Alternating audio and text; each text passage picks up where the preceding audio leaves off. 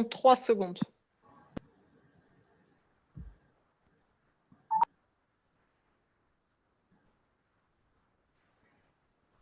Bien, bonjour à tous. Nous sommes le 3 mars 2018. Bienvenue sur l'enseignement médical du samedi. Nous allons aborder aujourd'hui, je suis Jean-Jacques Dermont et je suis enseignant et je présente donc le dernier atelier que j'appellerai structuré avec des supports anatomiques. Et aujourd'hui, nous allons aborder la respiration et les plexus. Donc, c'est un cours qui devrait intéresser ceux qui participent aux ateliers résonance. Alors, que sont les plexus, tels que le plexus solaire, par exemple, ou les chakras? Ce sont des paquets ganglionnaires nerveux. Alors, ils se situent soit juste avant, de chaque côté de la colonne vertébrale, ils sortent de la corde, ils se dirigent vers la corne antérieure et ce sont des relais. Ils font partie du système nerveux autonome et on peut considérer que ce sont des réservoirs d'énergie. C'est-à-dire qu'ils agissent exactement comme des condensateurs et restituent dans un temps ultérieur l'énergie acquise. Retenez bien ça. Alors, on va étudier la façon dont ils se remplissent. Ils se remplissent en les entraînant, en imaginant une force la plus haute possible, toujours supérieure à celle utilisée dans la vie quotidienne. Ainsi, comme cette force n'est pas déversée par un acte physique réel, je dis bien réel, l'énergie de l'entraînement va donc rester inutilisée dans les ganglions des plexus et va donc se stocker. Lorsque vous allez devoir ensuite passer à la réalisation de ce même acte quelconque, les ganglions vont alors déverser leur énergie de façon automatique. Le cerveau physique n'intervient plus, seul le diencéphale intervient directement sur les plexus. L'effort ne devient plus alors volontaire physiquement. Les ganglions et les plexus agissent donc de façon automatique. Alors, on va essayer de réexpliquer un petit peu. Par exemple, vous avez une cafetière qui fait 30 kg, mais vous ne le savez pas. Lorsque vous allez prendre la cafetière que vous croyez vide, eh bien vous serez incapable de la soulever du premier coup.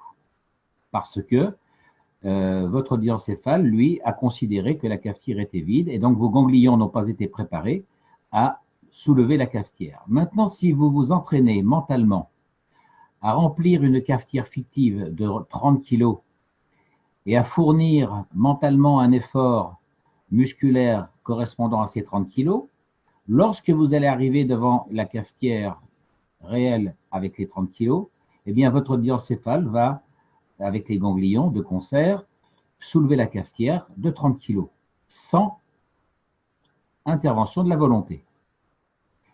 C'est-à-dire que ce sont les plexus qui ont été par l'entraînement, ils ont été entraînés à se stocker une énergie virtuelle qu'ils vont pouvoir restituer lors de l'accomplissement de l'acte. C'est là toute la qualité de l'entraînement. Donc, ça fonctionne exactement comme les condensateurs, soit électrochimiques et qu'on utilise en électronique, ou les condensateurs de Keshe, c'est-à-dire que le courant arrive à une extrémité du condensateur, celui-ci se remplit, il stocke l'énergie, et lorsqu'on en aura besoin, il va la restituer dans un temps ultérieur. Et ce, sans intervention du système de batterie qui était fourni au départ. Donc là, ici, dans le corps humain, la batterie, ça serait la volonté de soulever 30 kg. Mais si vous vous êtes entraîné à remplir vos plexus avec un entraînement fictif, eh bien à ce moment-là, les ganglions vont agir automatiquement, sans intervention de la volonté, c'est-à-dire de la batterie de départ. Donc là, ce que je vais vous apprendre, peu de gens vont l'apprendre de la façon dont je l'enseigne. C'est-à-dire que beaucoup ont appris à respirer de mauvaise façon, y compris chez les professionnels qui enseignent. La première règle dans la respiration.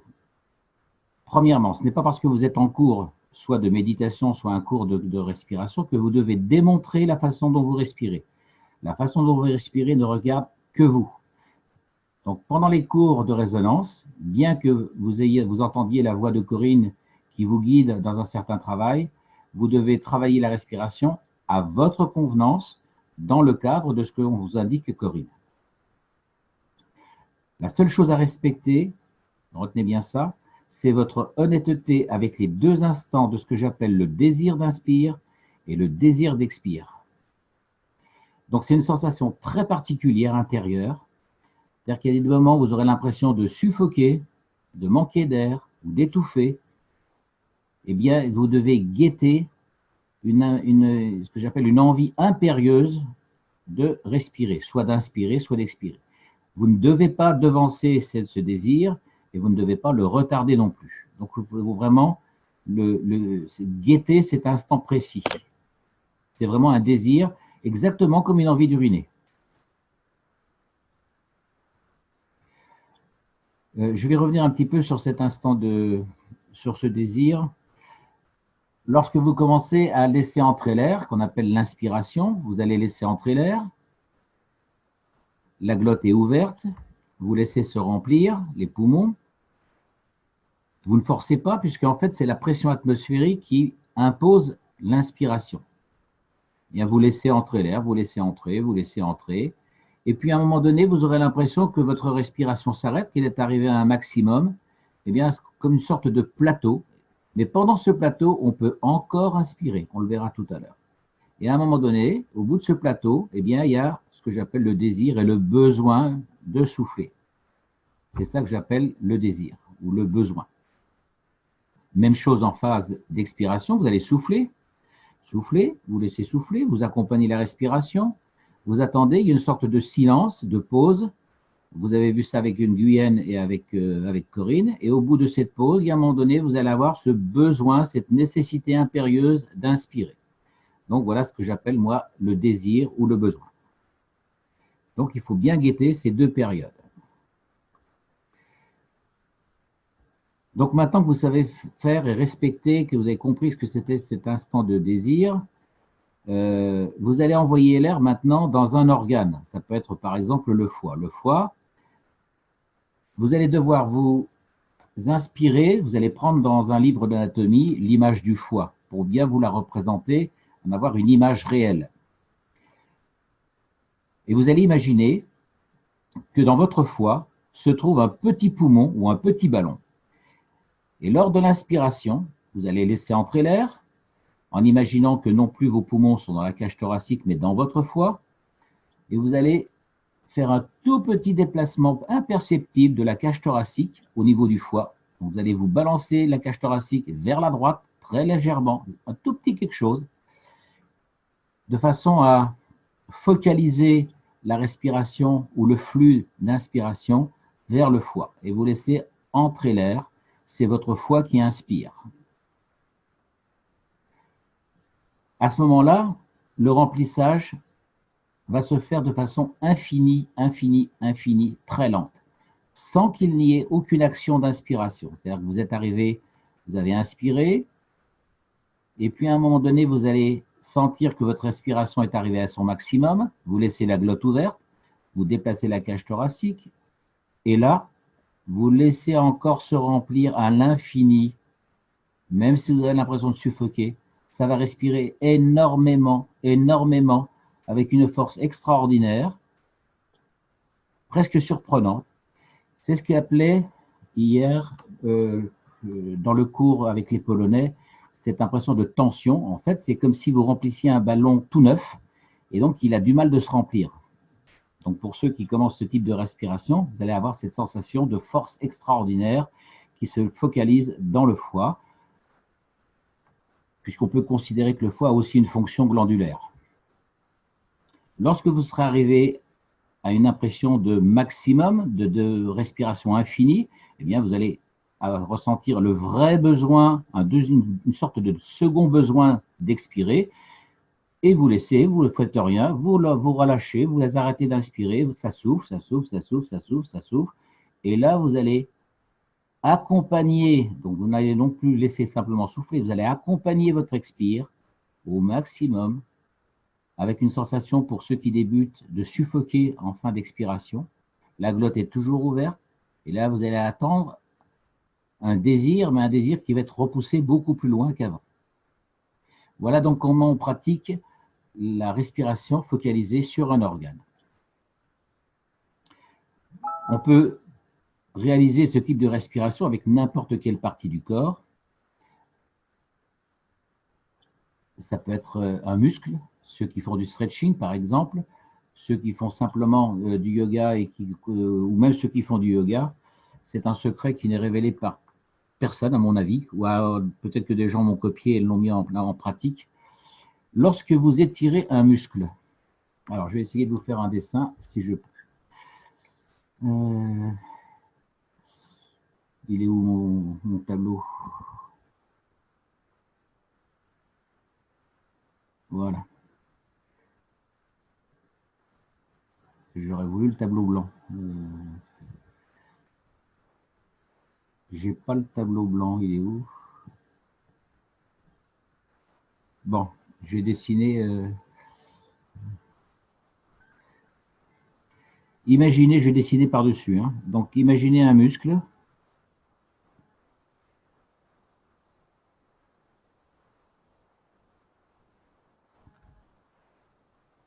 Avec ici les deux extrémités osseuses, les insertions osseuses qui se trouvent ici. Si vous étirez ce muscle, le muscle va donc se trouver dans cette situation-là.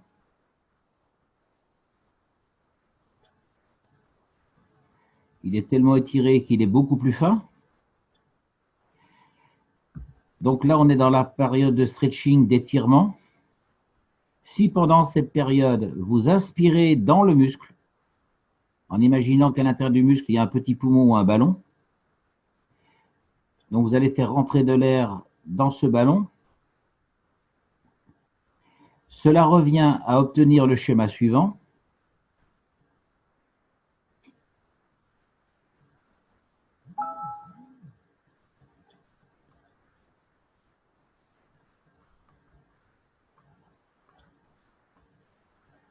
C'est comme si vous aviez la sensation de vouloir rapprocher les extrémités du muscle. Vous voyez, c'est comme si le muscle voulait se raccourcir, se gonfler, mais comme le muscle il est toujours fixé ici,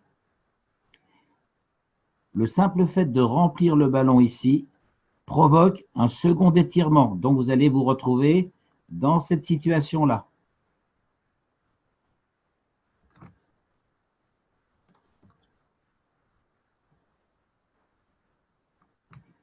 Donc, c'est une sorte d'étirement qui se fait à mesure constante, en fait, puisque ça ne bouge pas, ça ne bouge pas, mais c'est comme si il y avait un écartement des deux insertions osseuses.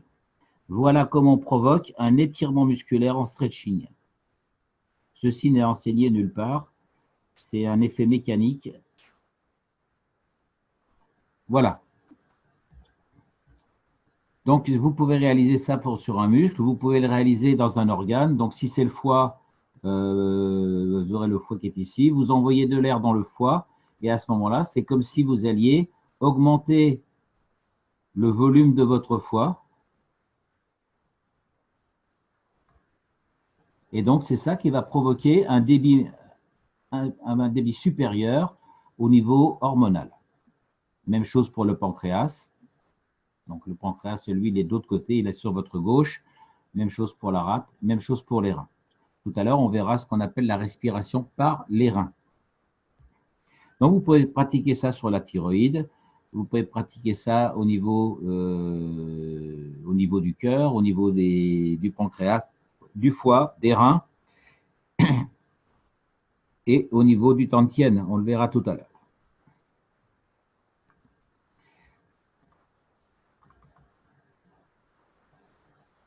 Alors, je vais effacer tout ça.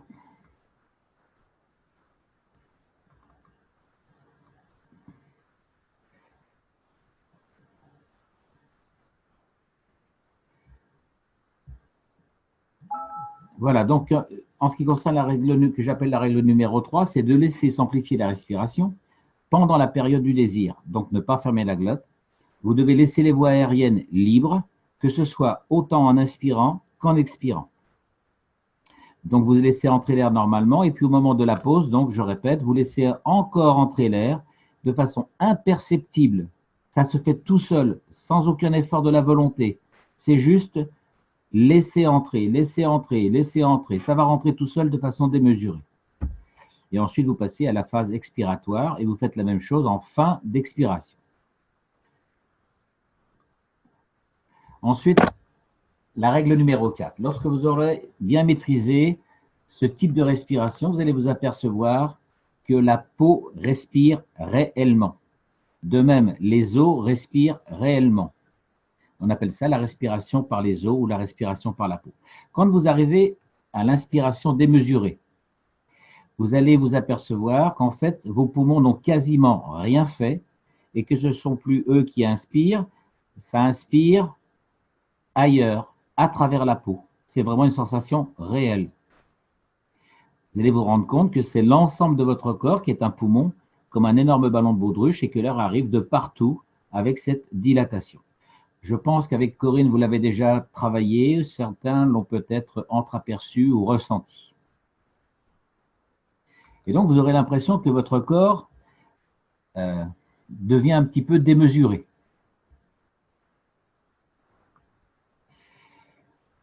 Maintenant, on va passer à la règle numéro 5. Je crois que vous avez aussi commencé à aborder cette façon de respirer. Tout le monde dit qu'il faut respirer par le ventre. Oui. Mais tout le monde dit qu'il faut respirer en gonflant le ventre. Non. Lorsque vous respirez par le ventre en le gonflant, ceci est une ineptie. Parce que, et donc j'insiste bien, votre corps doit avoir la forme d'un ballon de baudruche cylindrique et non pas rond. Si vous respirez par le ventre en le gonflant, eh bien, ceci revient à une fuite, non pas déjà d'une part une fuite d'énergie, mais en fait une inversion respiratoire où il n'y a pas du tout de production respiratoire acceptable. Donc il faut créer une contre-résistance au niveau abdominal, c'est-à-dire que alors que le ventre devrait effectivement se gonfler, il faut l'empêcher de se gonfler par une résistance des abdominaux. On obtient cette résistance abdominale par la contraction de l'anus ou des sphincters. Simplement contracter l'anus. Et à ce moment-là, vous allez vous apercevoir que vous allez obtenir une contraction du bas-ventre, non pas des plexus solaires, mais des abdominaux inférieurs du bas-ventre. Cette résistance du bas-ventre va s'opposer au gonflement, et on va le voir sous la forme d'un schéma.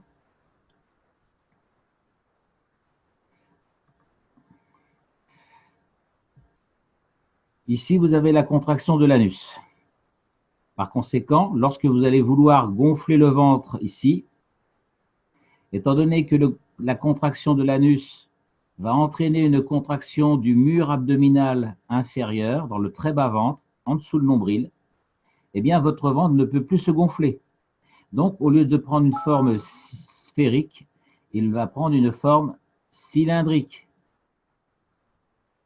Étant donné que vos abdominaux sont également comprimés, eh bien, l'air ne peut plus s'échapper vers l'avant, il est obligé de s'échapper vers le haut. Mais comme ici, il y a le diaphragme, eh bien, donc, vous allez créer une colonne d'air et votre colonne vertébrale va se redresser simplement par le fait de conduire votre respiration. Donc ici, la colonne vertébrale est figurée de cette façon-là, eh bien, elle va prendre cette forme plus ou moins rectiligne.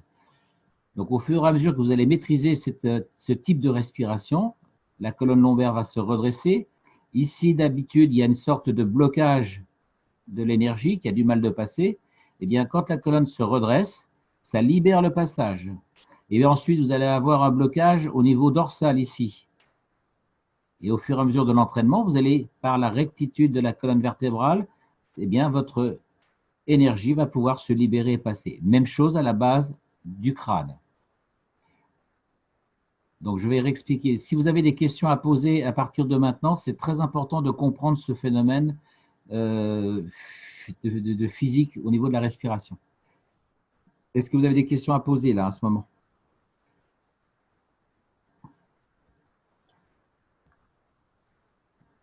On est en train de respirer. Alors, vous pouvez essayer de vous entraîner. Donc, vous êtes assis, vous pouvez le faire assis. Hein. Donc, vous êtes assis, contraction du sphincter, et vous laissez entrer l'air. Mais vous vérifiez bien qu'ici, dans le bas-ventre, il faut que ça reste contracté au niveau des abdominaux, juste au-dessus du pubis. Vous devez sentir une contraction. Cette résistance va empêcher le gonflement du ventre. C'est ça qu'il faut sentir. Comme le ventre ne peut pas se gonfler, eh bien l'air, il est obligé de d'aller vers le haut. Donc, c'est comme si, en allant vers le haut, c'est comme si ici, vous vouliez redresser la colonne lombaire. Restez bien assis. Lorsque vous pratiquez ce type d'exercice, vous devez, ce qu'on appelle, il y en a qui disent, rester ancré. Vous devez rester pesant. La masse de votre corps doit rester pesante vers le sol, vers la terre. C'est ça, être ancré. Parce qu'au début, vous allez vouloir inspirer, et vous allez vouloir inspirer, en même temps, vous allez sentir que votre corps se relève, se relève, se relève, en voulant faire monter l'air. Non, restez pesant. Tout ça ici, ça doit être comme du plomb, une masse pesante, énorme. Restez assis, posé sur la chaise. Supprimez tous les efforts. L'ensemble de votre corps musculaire, osseux, doit rester entièrement passif. Vous ne devez subir que la respiration. Et c'est simplement par le fait de la respiration que cette partie-là et cette partie-là vont s'éloigner l'une de l'autre. Je vais refaire avec le dessin. Voilà, ça va s'éloigner ici et ça va s'éloigner ici. Donc, si ça s'éloigne ici, ça s'éloigne ici et ça s'éloigne ici. Donc, ça se redresse. Vous comprenez le schéma physique? Tout à fait. Parfait, très très bien. OK. Parce que si vous gonflez le ventre,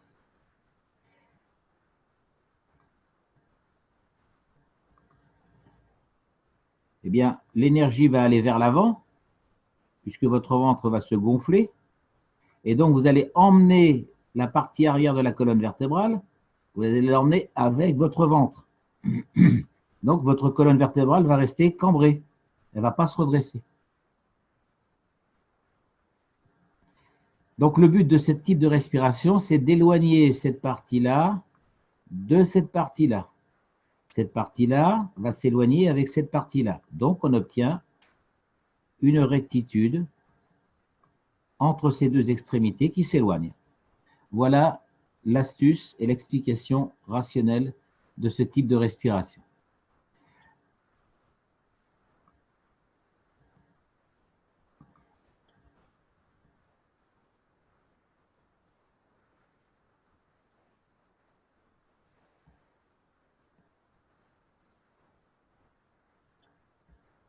Voilà, donc ça c'est un autre schéma qui vous montre effectivement l'éloignement virtuel d'un ballon de baudruche qui se trouve dans l'ensemble de votre corps, puisque ici, la partie abdominale, on peut considérer que c'est comme un réservoir de liquide qui équivaut à un réservoir d'air. Les deux se comportent de la même façon. Donc, vous allez avoir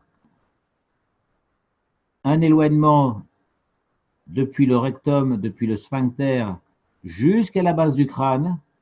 Ces deux parties-là vont chercher à s'éloigner, comme c'est représenté avec les flèches rouges. Et donc, puisque ça s'éloigne, vous allez avoir la colonne vertébrale qui va se redresser imperceptiblement. Donc, la grande difficulté de ça, c'est contracter l'anus, sentir la contraction abdominale, ça c'est facile. La grande difficulté, c'est de sentir que l'on fait une sorte d'effort respiratoire et de concentration respiratoire pour observer sa respiration, mais en même temps, on a tendance à vouloir soulever le bas du corps au lieu de rester assis sur la chaise avec cette sensation de masse. Donc, pendant les cours de Corinne, gardez toujours à l'esprit cette sensation de masse, de pesanteur vers le bas. Vous devez vraiment avoir la réalité de ce qu'est la pesanteur. Si vous n'avez pas ça, c'est que vous n'êtes pas ce qu'on appelle ancré ou posé au sol. Donc, pendant cet exercice, vous devez sentir, donc la tête est ici, la colonne vertébrale, cage thoracique, l'abdomen, le bassin. En supposant que vous êtes assis, par exemple, vous devez avoir la sensation du poids du corps sur vos pieds. Si vous ne l'avez pas, si vous ne sentez pas cette pesanteur dans les pieds, c'est que vous êtes mal positionné. Si vous êtes debout, c'est la même chose.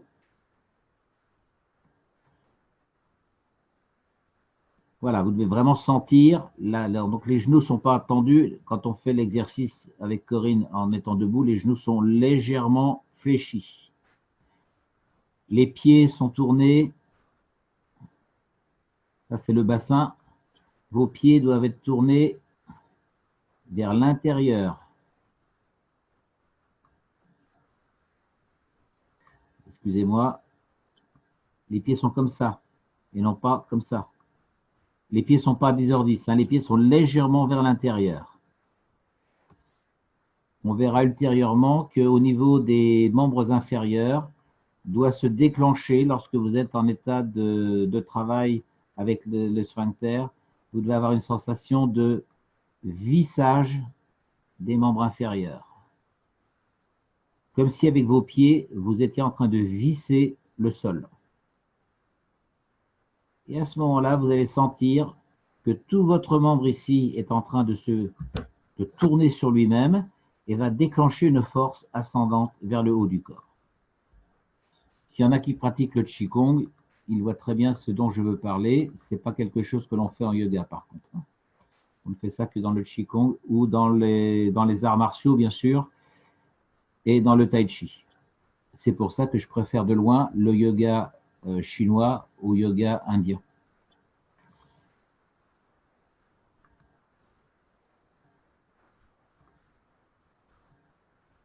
Donc voilà maintenant la façon, lorsque vous allez faire, je reviens sur le schéma de devant précédent, donc quand on va faire monter la respiration dans ce ballon, dans cette colonne d'air, on va la faire monter de la façon suivante. On va d'abord remplir le ballon de baudruche, on va le remplir ici. Et puis ensuite, on va le remplir ici. Et puis ensuite, on va le remplir ici. Mais à chaque fois que vous remplissez un étage, votre corps doit rester absolument assis et posé. Ne laissez pas le corps relever. Ensuite, on va remplir ici. Ensuite, on remplit ici. Et ensuite, on remplit ici. Donc, chaque étage de remplissage correspond à, vous voyez ici, on a représenté les différents chakras. Donc, ça peut être une façon directe de respirer. Par exemple, si vous voulez travailler le chakra au niveau du Tantien, vous allez inspirer en imaginant, en inventant que vous laissez entrer l'air par derrière sous une forme de spirale et vous allez expirer, laisser sortir l'air en forme de spirale par devant. Ça, c'est ce qu'on avait vu avec le docteur, je suis en train de chercher son nom, qui avait présenté le premier atelier de résonance. C'est un médecin iranien, j'ai le nom sur le bout de la langue, il ne me revient plus. Alors, la difficulté, c'est d'imaginer cette spirale. Ce que vous allez faire, c'est, avec votre corps,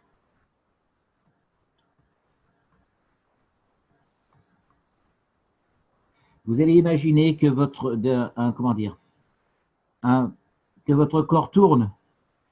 Vous allez imprimer à votre corps une giration imperceptible à partir de votre bassin. En fait, c'est votre bassin que vous allez faire tourner, mais imperceptiblement, juste pour aider à l'imagination de cette spirale. Donc, vous êtes sur votre chaise et vous faites un tout petit, imperceptiblement, en même temps que les yeux sont fermés pour imaginer cette spirale. Et donc, le fait de focaliser avec un mouvement réel physique va vous aider à percevoir cette giration, cette spirale. Donc, on inspire, petit léger mouvement du bassin, sphincter fermé, on laisse entrer l'air de façon à ne pas être perturbé par l'acte respiratoire. On laisse entrer l'air jusqu'à l'infini. Besoin d'expire, et là, même chose, giration du bassin et on laisse sortir l'air en spirale. Donc, vous pouvez répéter ça sur chaque étage, chaque niveau de plexus ou de chakra. Y a-t-il des questions à poser à partir de maintenant? Est-ce que certains pratiquent de cette façon déjà? Non. Par contre, ce que j'aimerais poser comme question, ces chakras, en fait, sont en relation aussi avec des glandes endocrines. Tout à fait. Hein, donc, lorsqu'on a vu ça avec les Polonais, hein, on peut très bien faire cet exercice justement pour ressentir les glandes endocriniennes Tout à fait. et puis faire le travail qui nous avait donné à faire, enfin, qui nous avait proposé. Tout à fait. Tout à fait. Merci. Donc là, ici, par exemple, vous pouvez imaginer que vous avez la rate, d'accord? Donc là, on va le revoir tout à l'heure hein, dans les images successives. Mais tu as tout à fait raison. Hein. On peut l'appliquer soit au chakra, au plexus, soit aux organes. C'est la même chose. Hein. C'est le même principe. Donc là, ici, je vous ai refait un schéma complet avec le cylindre virtuel rempli d'air et avec les différentes couches d'air qui s'empilent, qui s'empilent, qui s'empilent, qui s'empilent. Pour obtenir cet empilement de couches d'air, la façon de procéder complète est la suivante. Vous allez d'abord inspirer un petit peu, vous laissez entrer l'air. Vous stoppez l'inspiration sans bloquer la glotte. Vous arrêtez, faites une pause. Et vous continuez une deuxième fois à inspirer pour remplir le deuxième étage. Et vous stoppez sans bloquer la glotte. Et vous recommencez, vous rajoutez une inspiration. Donc en fait, c'est une inspiration qui s'ajoute, qui s'ajoute, qui s'ajoute, jusqu'à ce que la colonne d'air soit entièrement remplie. Normalement, c'est quelque chose qu'on fait en 3 respirations. Là, je l'ai simulé en 6 étapes. C'est quelque chose qui se fait en 3 étapes.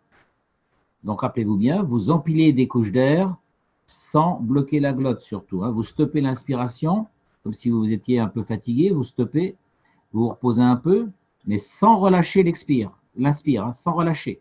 Vous restez avec votre inspiration. Vous stoppez et vous rajoutez de l'inspiration. Quand vous êtes fatigué, vous stoppez. Et vous rajoutez de l'inspiration et là, vous allez avoir votre inspiration maximum. Attention de toujours rester assise ou assis. Toujours cette sensation de pesanteur, de masse. Si à ce moment-là, on vous demandait, lorsque l'exercice est bien fait, si on vous demandait combien vous pesez, vous en seriez incapable, vous diriez « je suis lourd ». C'est une sensation totalement différente. Le poids, c'est une définition intellectuelle. La masse est une perception physique, indéfinissable. C'est simplement un contenant qui est rempli par une certaine quantité d'énergie ou de matière.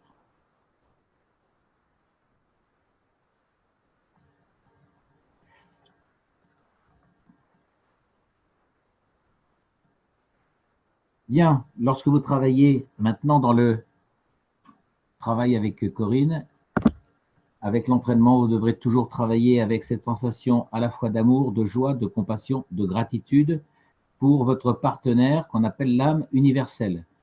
Alors, je ne sais pas si je vous en avais parlé de ce que j'appelle le partenaire ou l'âme universelle. C'est quelque chose qui pourrait ressembler à votre partenaire sexuel dans la vie courante, sauf que c'est quelque chose de beaucoup plus vaste, un peu plus indéfinissable, mais c'est la même sensation et la même attitude que dans la vie physique, mais sur le plan spirituel. Donc, vous devez ressentir vraiment quelque chose de physique. Ce n'est pas quelque chose d'intellectuel. C'est pas « oui, oui, je t'aime bien » parce que moi aussi, j'aime bien les fraises, j'aime bien les haricots verts, j'aime bien les petits pois.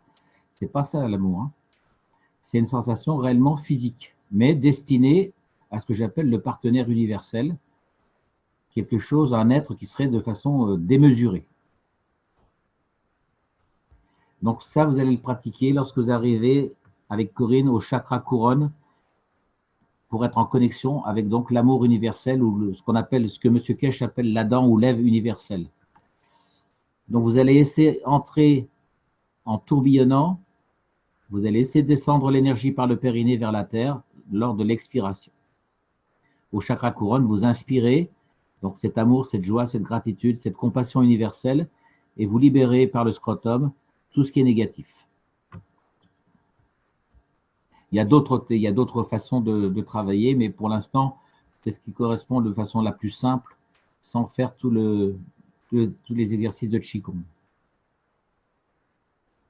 Rappelez-vous que M. Kesh vous a fait la démonstration avec ce qu'on appelle un aimant circulaire comme celui-ci, qui est l'âme, et l'âme physique est ici. Et il vous a fait la démonstration de faire passer le petit aimant à l'intérieur du grand et de déplacer, simplement en déplaçant le petit aimant, on déplace le grand aimant.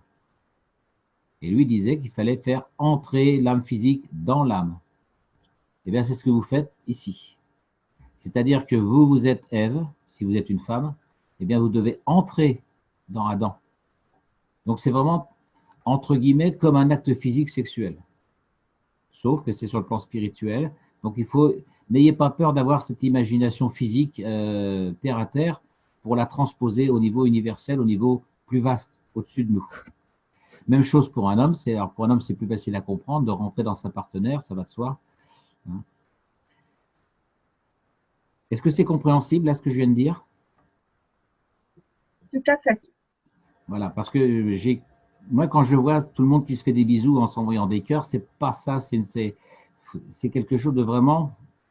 Pour ceux qui pratiquent le Qigong, je pense que certains l'ont déjà ressenti.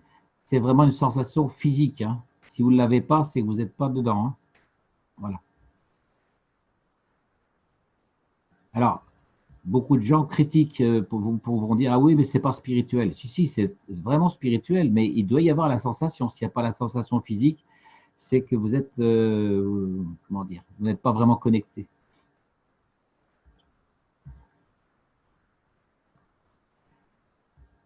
Alors, l'amour, la joie, la compassion, la gratitude et le sourire intérieur.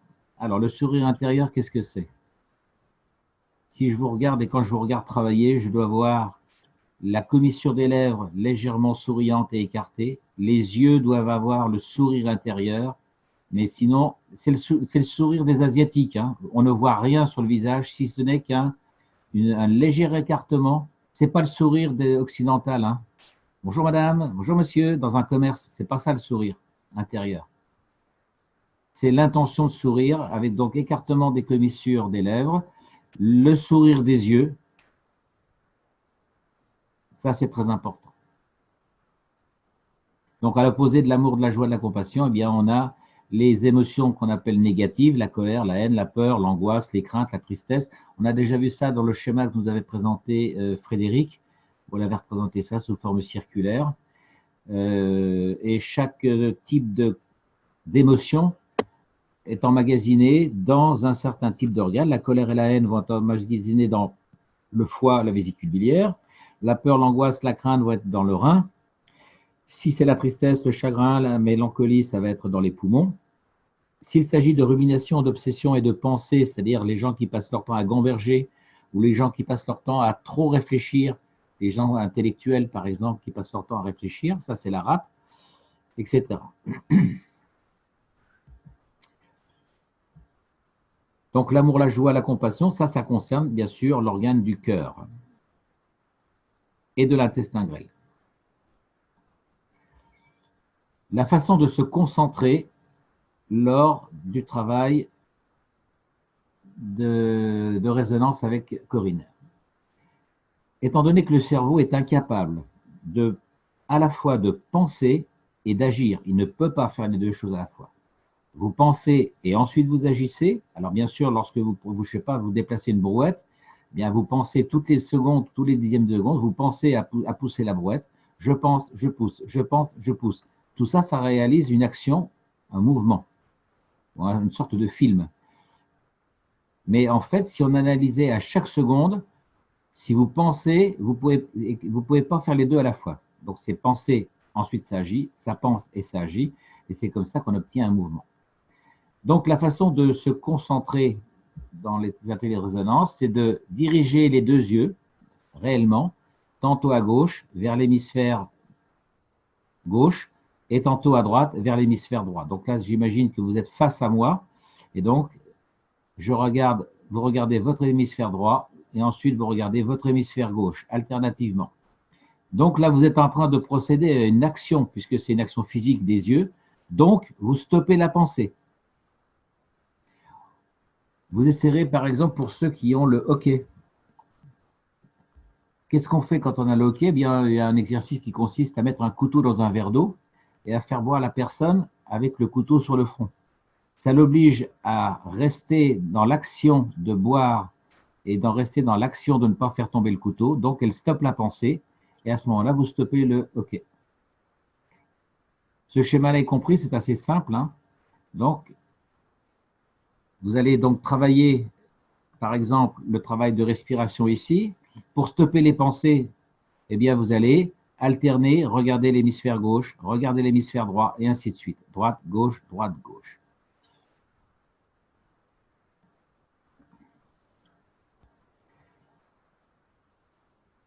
Alors ensuite, c'est la transmission de l'amour, qui fait suite, bien sûr, à ce qu'on vient de voir. C'est la suite de cet exercice, en fait, de ça, hein, en fait. Donc, l'amour, c'est la réunion d'un être masculin et d'un être féminin. Eh bien, cet amour doit être transmis par la naissance d'un enfant, par exemple, donc l'enfant, en fait, est la prolongation, bien sûr, de l'amour de ses parents. Et donc, c'est aux parents de faire perdurer, dans l'éducation, de faire perdurer cet amour qui a été transmis. Cet amour se transmet à partir, on l'a vu dans le cours avec les Polonais, en partie, je pense, puisque nous avons vu que l'hypophyse, ou la glande pituitaire, qui est appelée aussi, qu'ils appelaient la glande pituitaire, c'est l'hypophyse, c'est le général en chef de tout le système glandulaire hormonal, les hormones endocrines, qui fait la connexion entre le système des testicules ou des ovaires chez la femme, qui est en lien direct avec l'hypophyse. Et l'hypophyse étant sous le contrôle du thalamus. Et le thalamus va à son tour renvoyer l'information au cœur. Cœur-poumon. Donc voilà le cycle de l'amour. Ça, c'est sur le plan physique. Eh bien, il faut reproduire lors de l'exercice, de cet exercice-là, il faut reproduire. Donc ça, c'est la partie, on pourrait dire testiculaire, la faire rentrer au niveau thalamique, la transposer au niveau céleste.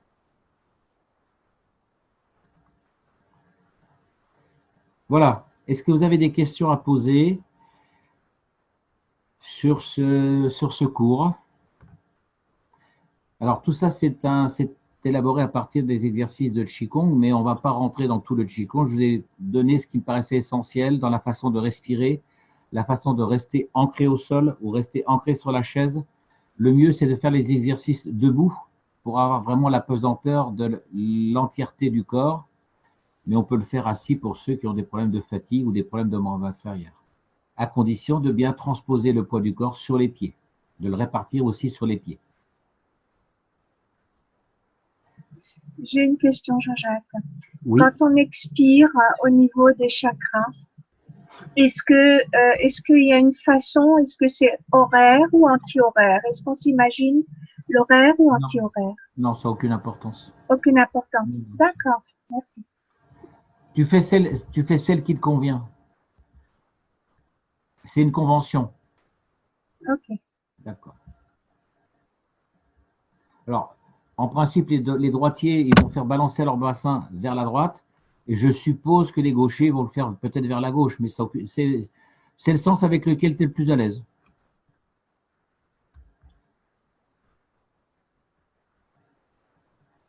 N'oubliez pas, hein, l'âme, elle n'a pas de sens, hein, donc elle décide, c'est une convention, c'est tout. On est dans le physique, puisque là, on fait travailler le corps à partir du physique, donc tout ce qui est physique, c'est de la convention, en fait. Hein. Et vous pouvez même changer d'une séance à l'autre, vous pouvez passer vers la droite ou vers la gauche. Vous pouvez le faire même dans les deux sens. Vous pouvez faire la giration à gauche et la giration à droite, ce qui est encore mieux. Donc vous faites 5-6 fois à droite, 5-6 fois à gauche, et vous soufflez 5-6 fois à droite et vers la gauche. Tout dépend de votre capacité respiratoire, bien sûr. Alors, la difficulté pendant les cours avec Corinne, ou que ce soit avec moi ou avec un autre enseignant, c'est de ne pas être pris de court par les directives de l'enseignant. C'est-à-dire des fois, l'enseignant, il va trop vite par rapport à votre propre rythme, ou au contraire, il ne va pas assez vite par rapport à votre rythme. Donc, en fait, des fois, vous avez l'impression de vous sentir un petit peu en retard par rapport aux consignes de l'enseignant. Donc, c'est ça qui peut poser des fois une difficulté. D'autres questions ?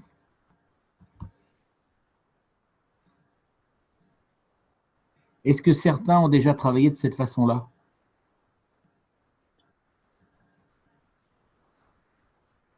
Bah, comme je fais du Qigong et comme je fais du Tai Chi, voilà. J'ai fait déjà ce type de travail. Voilà. Donc, je ne t'apprends rien alors. Ah, je sais quand même, tu m'apprends quand même beaucoup de choses. Mais il y en a d'autres que je connais. Il y a d'autres choses que je connais. Alors, Comme les respirations par palier, tu sais? ben, la respiration, oui, alors je n'ai pas abordé ça parce que ça, il y a 36 façons de. Ça, c'est la base de la respiration, hein. Les respirations partagées, j'aborde pas. C'est la base. C'est pour que les. Là, si vous avez bien compris ça, vous avez compris ça. Alors, on a passé 2 heures, mais en 10 minutes, c'est expliqué, hein. Mais Ouais. il y a des gens qui font un an de yoga pour apprendre à respirer. Ça m'a toujours mis en colère, entre guillemets, quand je voyais la façon dont on enseignait aux gens à respirer, parce qu'ils se croient obligés de démontrer qu'ils respirent. Il n'y a rien à démontrer, hein. On laisse entrer l'air, on la laisse sortir. Pour la ligne, ça regarde. C'est une question intime intérieure. Voilà, donc après les respirations partagées, parce qu'en Qigong, là, vous avez que je dirais, le centième de ce qu'il y a à apprendre en Qigong, hein. Après, il y a la respiration céleste, la respiration cosmique, la respiration par les os, la chemise de fer. Enfin, il y a plein d'autres techniques. Donc, je vous ai donné des petits aperçus, surtout sur le mécanisme de la respiration, la façon de stopper la pensée et la façon d'empiler les couches d'air. Voilà, avec ça déjà, c'est déjà pas mal. Bien. Alors, j'avais prévu autre chose.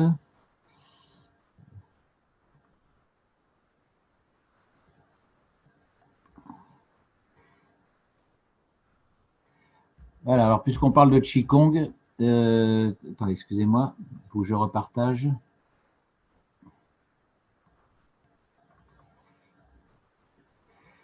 Alors, il est où mon cours? Voilà. Vous l'avez à l'écran? Oui. Ok, très bien. Donc là, c'est un cours qui est issu du Qigong. Pour ceux qui s'intéressent au Qigong, le meilleur des enseignements, le seul et unique enseignement correct en France, c'est celui de Mantak Chia. Donc, je vous ai mis le lien ici. Je vais essayer de vous le.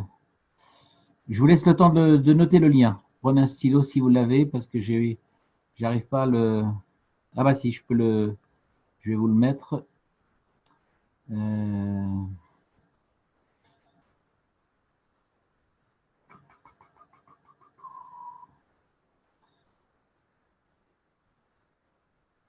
Où est-ce que je vais mettre ça?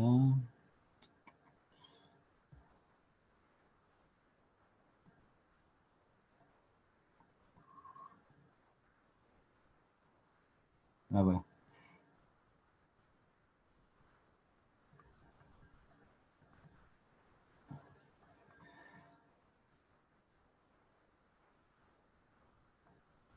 Bon bah j'ai pas.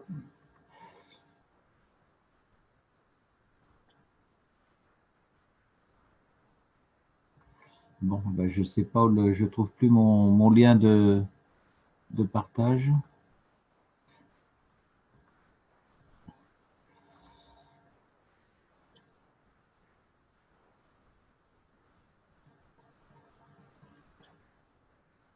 Bon, j'arrive pas à accéder au chat. Donc je vous laisse le temps de noter le lien. Je sais qu'il y a beaucoup de gens qui font du Qigong. Alors pendant très longtemps, j'ai vu que les cours de Qigong c'était nul, nul, nul. Peut-être que maintenant on a des cours, puisque Mental Chak est venu faire des sessions en France. Il vient très très rarement en France. Il va en Angleterre, parfois en Suisse. En France, il vient une fois tous les 5 ans, je crois. C'est le seul à donner les enseignements corrects en Qigong. Souvent, le Qigong ressemble à la gymnastique. C'est pas ça le Qigong, hein. Donc, Mental Chak est le seul qui va vous donner vraiment l'enseignement complet, je dis intégral du Qigong. Alors peut-être qu'il y a maintenant des enseignants français qui sont des élèves de Mental Chak et qui font un enseignement correct, c'est possible. Alors, tout à l'heure, on a parlé de la façon d'envoyer l'air dans les organes. Dans ce qui est important, si vous prenez par exemple le foie, donc on va parler des organes aujourd'hui, puisque les organes sont les détenteurs, les co-détenteurs des émotions. Donc le foie, lui, c'est la colère notamment. La vésicule biliaire, c'est la capacité à décider de quelque chose. Il y a des gens qui sont incapables de décider, donc c'est un problème de vésicule biliaire. Et le foie, donc, lui, c'est la colère, la haine, par exemple. Donc, la première façon d'envoyer, c'est de considérer que dans le foie, vous avez un petit ballon de baudruche. Vous déplacez le corps. Je vais remettre des annotations. Donc, de déplacer le corps, le thorax légèrement vers la droite. Un tout petit mouvement, ça suffit. Juste pour signaler au mental que vous envoyez l'air ici. Et donc, les poumons vont envoyer l'air ici. Et ce n'est pas pour rien que les poumons sont situés juste au-dessus du foie, puisque le fait de respirer va entraîner une pression sur le foie et va donc entraîner un massage, une compression du foie à chaque inspiration. Donc, petit déplacement de la cage thoracique, visualiser ou regarder ou avoir l'image du foie, l'image réelle d'un foie. Donc ici, avec mon Tachak, on ajoute le travail des mains. Les mains vont pouvoir ajouter un mouvement circulaire. Donc hier, lors du cours polonais, l'enseignement, le médecin vous parlait, puisqu'il fait de la médecine chinoise, il vous parlait d'avoir une sensation de fourmillement dans les doigts. Donc ça, c'est quelque chose qui s'acquiert au fur et à mesure. Il y a une façon de provoquer le fourmillement dans les doigts, mais je ne sais pas comment vous l'expliquer de façon en audio. Je vais essayer de vous faire un dessin. Vous allez placer vos mains comme ceci.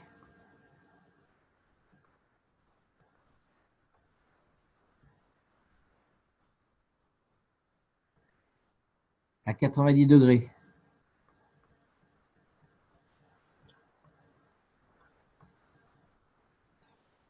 Le coude doit rester tendu. Ça, c'est votre épaule. Eh bien, vous allez faire tourner la main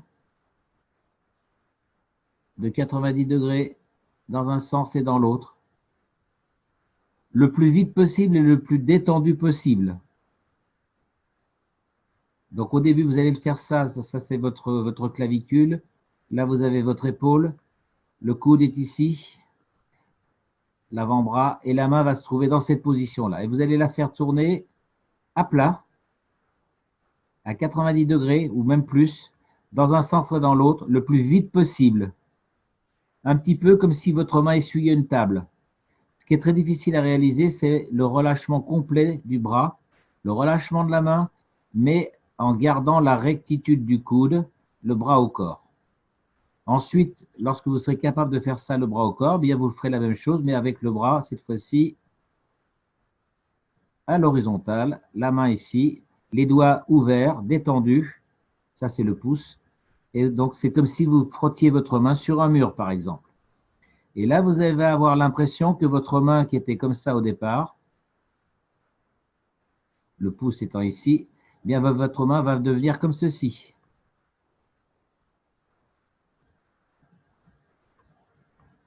Vous aurez l'impression d'avoir la main qui augmente de volume.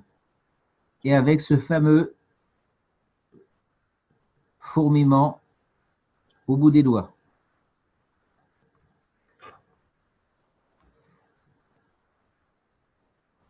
Voilà la façon d'obtenir le fourmillement dans les mains.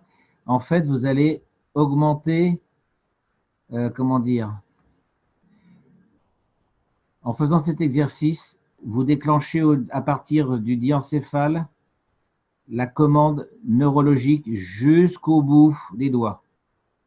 C'est-à-dire, vous envoyez l'intention du mouvement jusqu'au bout des doigts.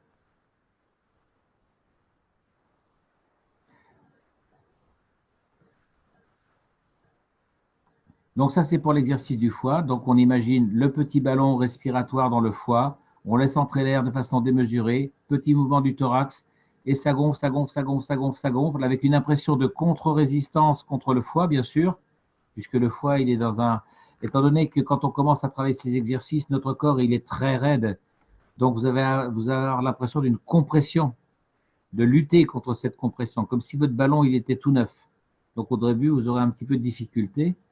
Et ensuite, lorsque vous êtes arrivé au maximum, vous relâchez, vous laissez souffler, vous récupérez. Et en soufflant, vous videz les émotions négatives à la terre. La haine, la colère, etc. Tout ça, vous soufflez et vous envoyez ça à la Terre. La façon d'envoyer l'énergie négative à la Terre se fait par ce qu'on appelle les sons guérisseurs.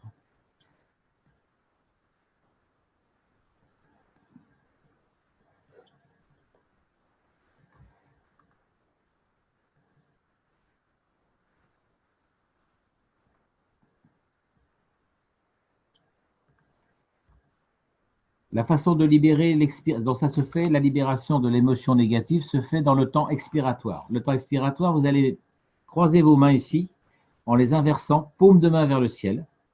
Vous allez incliner le corps à l'opposé du foie, dans le sens là.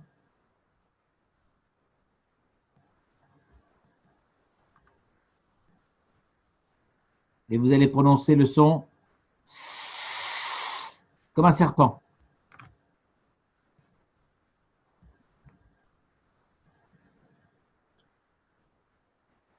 Ce cours, enfin, cette partie de cours sera notée dans le drive, donc vous n'êtes pas obligé de prendre des notes, mais je vous conseille vivement d'aller regarder les cours de Mantashak. C'est une mine d'or et une mine d'enseignement, pour ceux qui ne pratiquent pas encore. Donc voilà, ça c'est ce qui concerne le foie.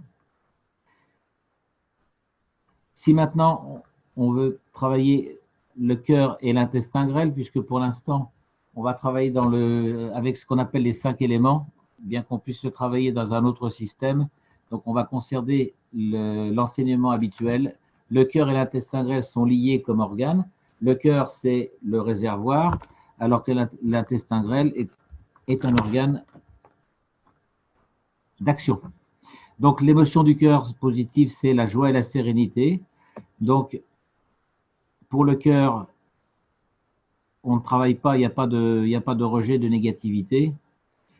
Donc, c'est le même principe. Hein. On envoie l'énergie dans le cœur, mais on va aussi l'envoyer dans l'intestin grêle. Donc, c'est en 2 temps. Inspirez dans le cœur, soufflez. Vous le faites 2 ou 3 fois. Et ensuite, vous allez passer à celui de l'intestin grêle. Donc, vous allez travailler l'ensemble des 2 éléments cœur-intestin grêle qui sont liés. Même chose avec le placement des mains au niveau de l'organe. Donc, si c'est le cœur, vous placez vos mains au niveau du cœur, puisque les mains transmettent l'énergie. Je vous en reparlerai tout à l'heure pourquoi les mains transmettent l'énergie. Même chose au niveau de l'intestin grêle. Et le son d'expiration sera le son ah. Si on passe maintenant à la rate et à l'estomac, l'émotion positive, c'est l'honnêteté, l'ouverture d'esprit, le sens de la réflexion, réfléchir.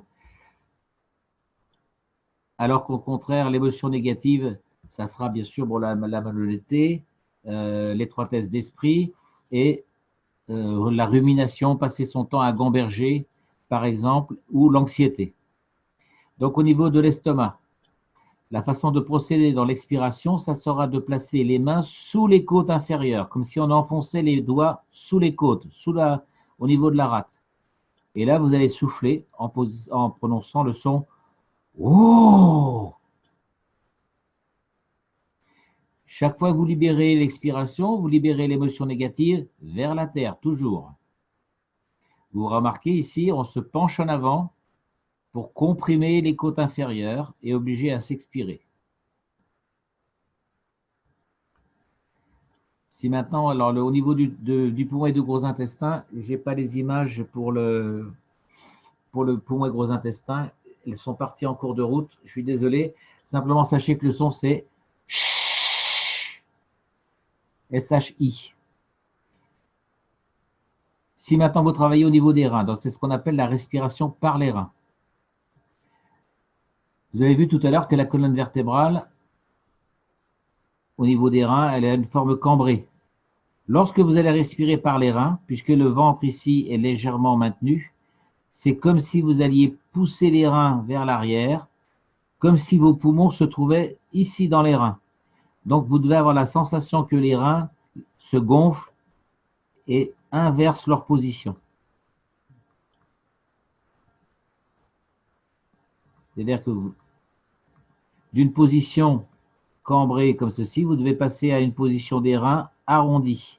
comme si vous envoyiez de l'air dans les reins. C'est toujours le même principe. Les mains seront placées à la renverse au niveau de la taille, au-dessus du bassin, à peu près, mais un petit peu en dessous des reins. Si vous pouvez mettre les mains plus haut, c'est pas plus mal. Vous devez vraiment sentir dans vos mains que vous envoyez de l'air dans vos mains. Le son, ça sera celui-là, comme le petit train. Et on envoie toujours l'air vers la terre.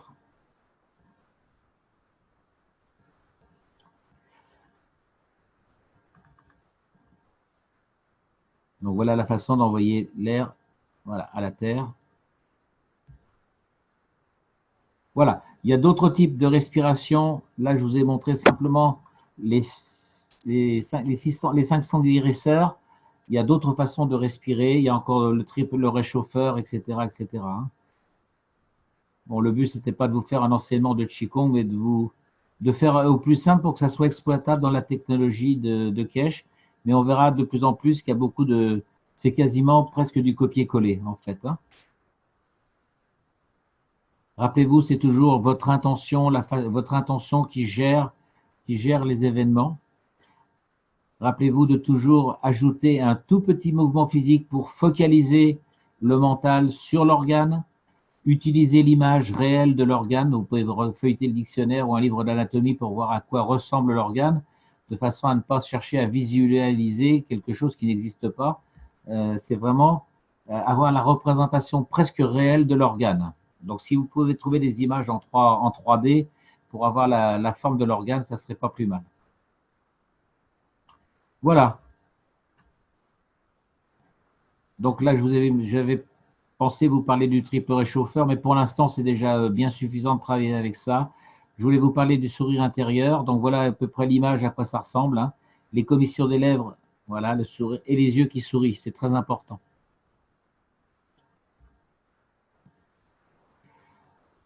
Pour revenir à quand j'ai parlé des 2 aimants et de l'amour, c'est vraiment donc la transposition de l'amour sexuel vers le domaine céleste. Donc cette sensation d'amour, c'est vraiment, rappelez-vous, c'est vraiment la sensation d'amour que l'on a sur Terre avec un partenaire, mais transposée de façon tellement vaste, universelle, mais vous devez avoir vraiment cette sensation physique. Donc c'est pas simplement envoyer des petits cœurs par Internet.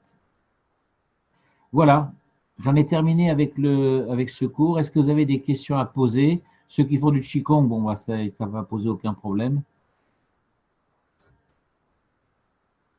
Voilà, je voulais simplement, pour ceux qui n'ont jamais fait ce type de respiration, pour vous inciter à, comment dire, à faire un raccourci, à ne pas perdre de temps pendant des heures et des heures sur la façon d'apprendre à respirer et à apprendre surtout à essayer de comprendre comment ça se produit sur le plan physique. La plupart de mes confrères, jusqu'à il y a encore 4-5 ans, étaient incapables d'expliquer le phénomène, d'expliquer comment ça respirait. Donc maintenant, il y a beaucoup de kinés qui font du yoga ou du Qigong. Donc, tout ce que j'aurais pu enseigner aujourd'hui, ça y est, il y en a qui m'ont rattrapé. Bien. Avez-vous des questions à poser? Il y en a qui étaient présents. Oui, vas-y. Non, mais on te remercie vivement parce que c'était vraiment superbe. Bon. Bah, tant mieux, c'était le but recherché. Est-ce qu'il y en a qui ont participé au cours avec les Polonais? Guyane, oui. Oui, moi aussi. Quoi? Oui. Là, donc ça tombe bien parce que c'était prévu déjà depuis longtemps, ce cours. Et bah, je pense que ça fait le lien avec le cours des Polonais, notamment sur le système glandulaire, puisqu'en fait, c'est ça qu'il essayait de nous expliquer. Donc, ça tombe à point nommé. Et comme c'était un cours que je devais faire au début, on ne savait pas si c'est moi ou Corinne qui allait faire l'enseignement de résonance. Donc, je l'avais mis un petit peu de côté. Voilà. Et puis, je vous dis, en plus, comme les autres cours, je ne trouvais pas mon compte. J'ai dit, bah, finalement, je vais présenter ça. Alors, à partir de maintenant, les cours de médecine avec base anatomique sont terminés. Là, maintenant, ce sera que des cours. Alors, je ne sais pas sous quelle forme ça va prendre. Peut-être que j'aurai encore 1 ou 2 cours avec Klaus ou avec… comment il s'appelle? C'est Hazard, je crois, qui s'appelle le médecin. Je vais voir si je peux essayer encore présenter un ou deux cours purement médicaux, mais après, je serai certainement obligé d'inventer ou de présenter autre chose. Voilà. Bon, bah, je suis content que ça vous ait plu. On peut s'arrêter là pour aujourd'hui? Jean-Jacques, j'ai trouvé 2 liens là. Regarde voir si ça correspond à tes trucs. C'est Mantaksha. J'ai trouvé ça, ouais. Le nom, c'est Mantaksha. Hein. Attends, est-ce que je vais trouver une image où il y a son nom? Alors après, Regarde les 2 liens que j'ai mis, tu verras, c'est vite fait. Alors, si tu fais Mantaksha, en cherchant bien, tu vas trouver, il y a un moment donné, il y a son site avec tous les exercices, il y a plein de vidéos. Donc, si vous voulez, il n'y a pas mieux comme cours. Hein. Il n'y a pas mieux. Alors, où est-ce qu'il est? Ah ben, je n'ai pas son nom. Alors, je vais essayer de vous l'écrire. Je vais essayer de ne pas faire de faute. Je les ai donnés, Jean-Jacques. Je les ai mis là. Regarde voir dans le truc pour parler. Eh ben, justement, je n'arrive pas à accéder au truc pour parler. Comme j'ai juste une petite barre une barre de travail quand je partage, j'ai pas accès au. Alors, c'est conversation, sous-titres. C'est bien ça. Hein. Ben non, j'ai pas le. Voilà, j'arrive pas à avoir accès au chat. Je sais pas où il est. Ça se trouve une. Le deuxième lien, c'est celui que tu viens de passer. Je suis sûre que c'est celui-là. Le deuxième que j'ai mis, c'est celui que tu es en train de faire là. Voilà, c'est ça. Là, ici, là?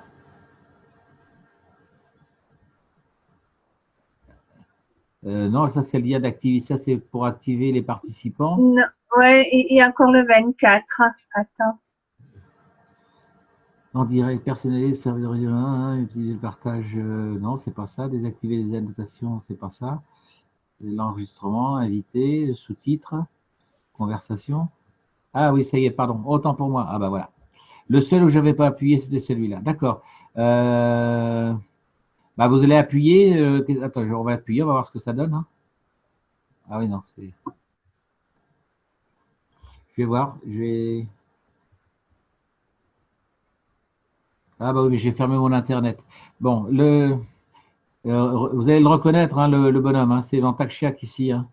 Est-ce qu'il y a d'autres images où on le voit? Vous ne pouvez pas vous tromper. Hein, je vais essayer de vous écrire son nom. Ah,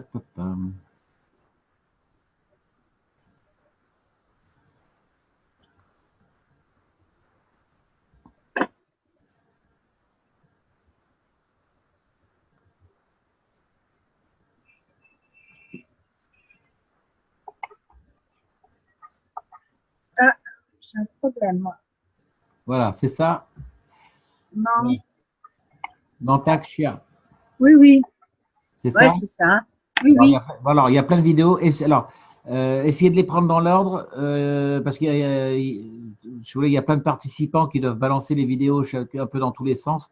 Donc, il y en a un, c'est un site, il y a une vidéo où il y a la présentation de son académie, où là, il y a tous les enseignements les uns à la suite des autres.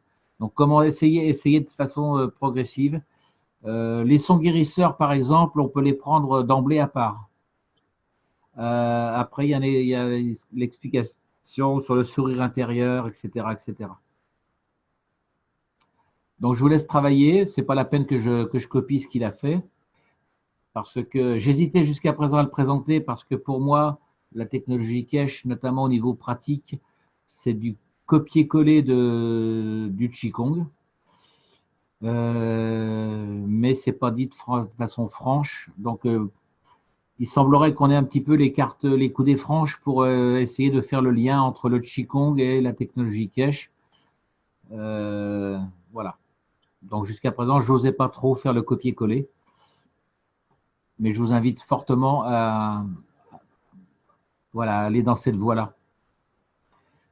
Donc, ceux qui font du Qigong, ben, je ne leur apprends rien. Et ils doivent être un peu comme moi. Ils trouvent qu'il y a beaucoup de similitudes. Donc, pour les autres, je vais vous faire gagner du temps, si vous voulez, dans la façon de comprendre un petit peu. Il n'y a rien de plus rationnel que le Qigong, en fait. Hein. Et quand je vous disais que le corps était vraiment ce qu'on appelle le corps de lumière, pour ceux qui ont fait du Qigong depuis déjà pas mal d'années, peut-être que certains ont déjà perçu ce qu'on appelle le corps de lumière, c'est-à-dire, je vous ai montré un jour une image du tableau de Dali, qu'il appelle l'homme atomique. Eh bien, c'est vraiment chaque atome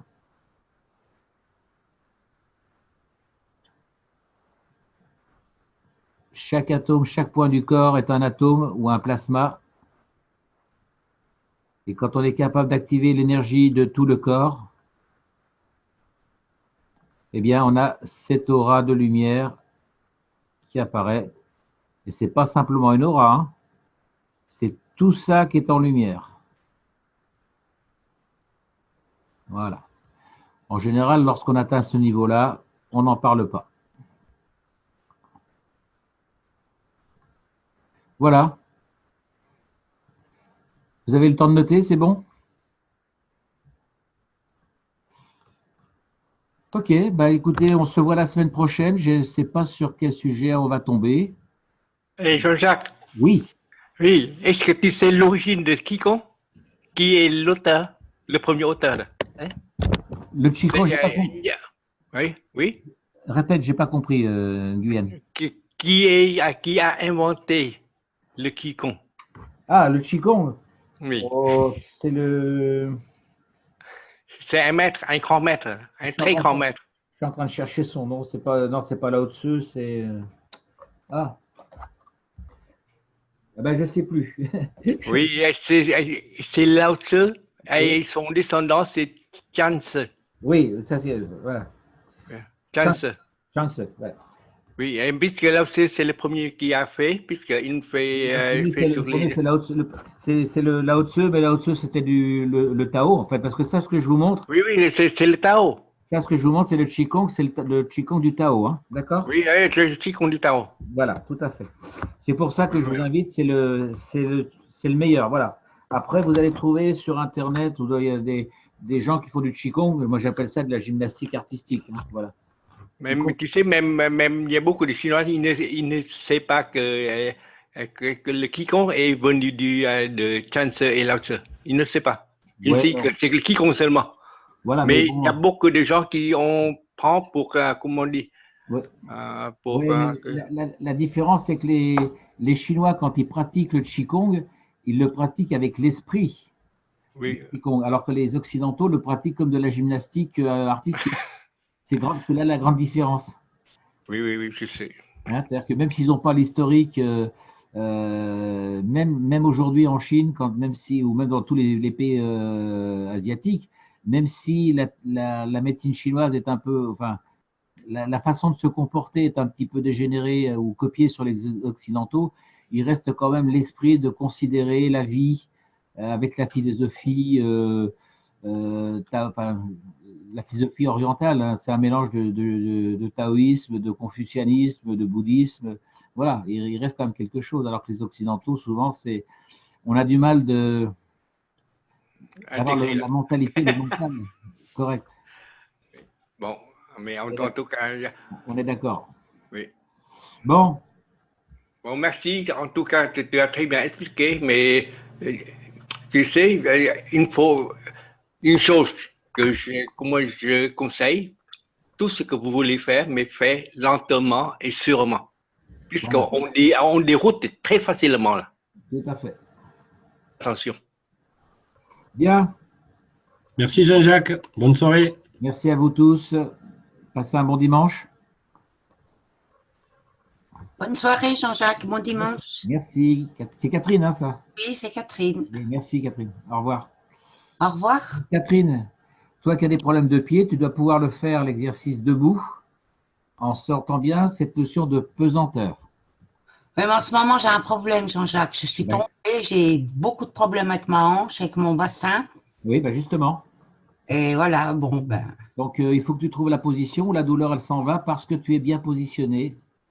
Ça, c'est un bon exercice. Jean-Jacques, je t'ai mis un message en MP, tu ne m'as pas répondu. Là, aujourd'hui, ici, là? Non. Quand ça, sur C'est un moment déjà. Sur Messenger, excuse-moi, parce que j'ai pas vu sur Messenger. Tu regarderas. Ouais, je vais regarder, excuse-moi. Non, hein, c'est quelque chose de gentil. Hein. Non, non, mais j'ai pas été sur Messenger pendant 2-3 jours, donc j'ai pas vu. Excuse-moi. Ok. Oh, je suis pas toujours sur Messenger. Hein. Je le sais, je Je vais sais. regarder, je regarde tout de suite. Merci. De rien. À bientôt. À bientôt. Au revoir.